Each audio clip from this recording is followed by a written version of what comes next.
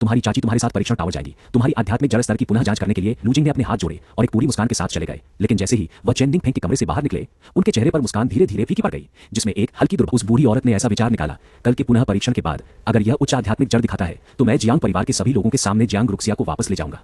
अगले सुबह जियांग परिवार के पश्चिम आंगन में एक साधारण कमरे में मैं कमरे में आगे पीछे टहल रहा था। तभी खिड़की से बाहर आसमान की ओर देख रहा था। मेरी आंखें गहरे रक्तवर्णी नसों से भरी थी। मैं चिंतित महसूस कर रहा था। इस दिन का मैंने 18 साल इंतजार किया था। मैंने सोचा कि मेरी आत्मनियंत्रण मजबूत है और मेरी भावनाएं बाहरी चीजों से प्रभावित नहीं होंगी। बीज के अंकुरित होने का शांतिपूर्वक सामना करने में सक्षम। लेकिन जब आया, मैं सारी रात सो नहीं सका। मेरा दिल अशांति से भरा था। तभी बादलों में से तीव्र प्रकाश की किरण कमरे में प्रवेश कर गई। लगभग उसी क्षण मैंने दूर में एक दरार की आवाज सुनी, जैसे कोई कठोर खोल टूट रहा हो। बीज अंकुरित हो गया हो। बीज अंकुरित हो गया। मैं जल्दी से पद्मासन में बैठ गया, सांस रोककर ध्यान केंद्रित किया। अंधकार में मैंने एक छोटे अंकुर को देखा जो मिट्टी को तोड़ते हुए बाहर आ रहा था। इसका रूप कुछ सर्वोच्च प्राणी को सतर्क कर रहा था, जिसने विनाशकारी बिजली के बोल्ट भेजे, इसे फिर से जमीन के नीचे धकेलने की कोशिश की। अंकुर धीरे धीरे खुल गया और बिना किसी कठिनाई के सभी आने वाली बिजली के बोल्टों को अवशोषित कर लिया। मैंने देखा कि एक बीज जो स्वर्ग और पृथ्वी की बिजली पर पल रहा था, एक विशाल प्राचीन वृक्ष में बदल गया जो आकाश तक पहुंच गया। बिजली यह समझ गया कि यह इसके विकास को रोक नहीं सकता और अंततः रुक गया। यह प्राचीन ताइशु वृक्ष हरे प्रकाश के बिंदुओं को बिखेर रहा था जो धीरे धीरे मेरे शरीर में मिल गए। मेरे दांतियन में इसने एक आध्यात्मिक जड़ का पोषण किया। एक आध्यात्मिक जड़ का पोषण किया। वह परिवर्तन जिसका मैंने 28 साल इंतजार किया शुरू हो गया। एक लंबे समय बाद मैंने अपनी भावनाओं को शांत किया और इस आध्यात्मिक जड़ का ध्यानपूर्वक निरीक्षण किया। पहली नजर में मैं स्तुन्नित हो गया। पारदर्शी रंग। मेरी आध्यात्मिक जड़ वास्तव में पारदर्शी है। बिल्कुल कोई रंग नहीं है। जियांग लुओई की आध्यात्मिक जड़ गहरे नीले रंग की है। जो सुवी श्रेणी की आध्यात्मिक किंवदंती कहती है कि सबसे ऊंचा सफेद है, जो बहुवी श्रेणी का प्रतिनिधित्व करता है। लेकिन एक पारदर्शी आध्यात्मिक जड़, मैंने कभी इसके बारे में नहीं सुना। मुझे परीक्षण हॉल में जाकर इसकी पुष्टि करनी होगी। अपने सिर कुछ हुआ। मुझे नहीं पता कि यह पारदर्शी आध्यात्मिक जड़ किस श्रेणी की है। तभी मैंने अचानक देखा, एक ताइशु दिव्य वृक्ष की हरी शाखाओं पर विशाल पारदर्शी फल लटक रहे थे। सबसे निचला फल एक सील की गई तकनीक को समाहित करता है। एक उच्च स्तर की शियन श्रेणी की खेती, ड्रैगन की खोज का शाख। तकनीक पर शब्दों को देखकर मैं चकित रह गया। लूशियान शहर में एक पुरानी शक्ति के रूप में जियांग परिवार की कबीला तकनीक केवल एक मध्य स्तर की हुआंग महान तलवार कला है, लेकिन यह उच्च स्तर की शियन श्रेणी की दुनिया में अराजकता पैदा कर सकती है।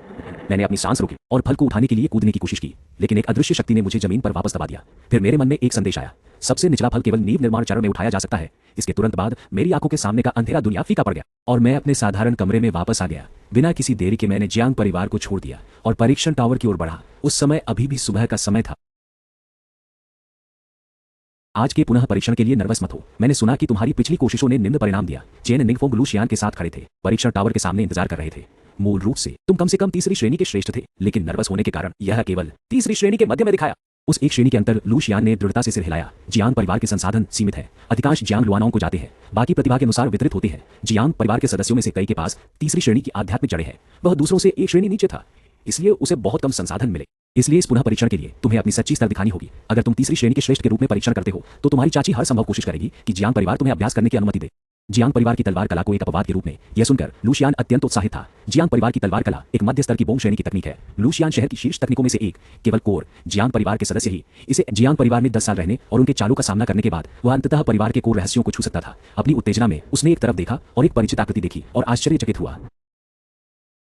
तुम यहाँ क्या कर रहे हो? मैंने शांतिपूर्वक एक नोट लिखा और एक निश्चित स्तर तक पहुंचने से पहले मैंने चुप रहने का नाटक करने का निर्णय लिया ताकि संदेह से बच सकूं। तुम्हारी तरह ही उसने सिर हिलाया। उसकी आंखों में तिरस्कार से भरा था। हे, इससे पहले मैंने कई बार परीक्षण नहीं किया था, लेकिन हर बार परिणाम कोई आध्यात्मिक जड़ नहीं था। उसने मेरे कंधे पर थपथपाया और चिढ़ाया, आध्यात्मिक जड़ वह चीज है जो तुम जन्म से ही पाते हो। अगर तुम्हारे पास नहीं है तो नहीं है। हर किसी का जीवन में अपना रास्ता होता है।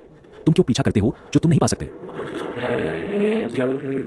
उस क्षण टावर के मालिक एक आलसी बूढ़ा आदमी था। उसने अपनी आस्तीन लहराई और कहा, जैसे हमेशा सभी ने उदासीनता से देखा, क्योंकि पिछले कुछ दशकों में एकमात्र पुरस्कार पाने वाला जियांग लुई था। लूजिंग ने आत्मविश्वास का प्रदर्शन किया। उसने अपना सिर घुमाया और मेरी ओर देखा, एक आधी मुस्कान के साथ। बाद में मेरे असली आध्यात्मिक जड़ श्रेणी से चौंकित मत होना कि इस बार वह तीसरी श्रेणी के श्रेष्ठ के रूप में परीक्षण करेगा, जो उसके जियांग परिवार में स्थिति को और भी ऊंचा करेगा। फिर जियांग रुक्सुए को लेकर